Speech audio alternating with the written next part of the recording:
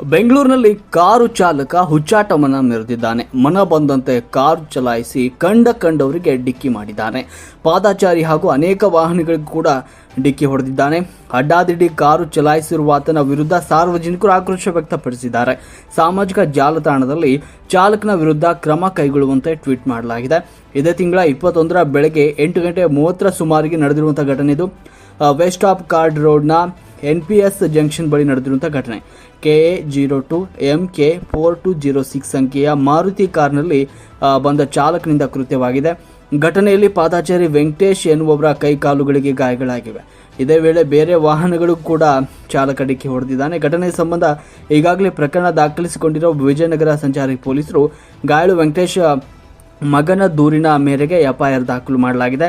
ವಾಹನದ ಜೊತೆ ಚಾಲಕನನ್ನ ವಶಕ್ಕೆ ಪಡೆದು ವಿಚಾರಣೆಯನ್ನ ಮಾಡಲಾಗ್ತಾ ಇದೆ. ವಿಜಯನಗರ ಸಂಚಾರಿ ಪೊಲೀಸರಿಂದ ತನಿಖೆ ಮುಂದುವರೆದಿದೆ.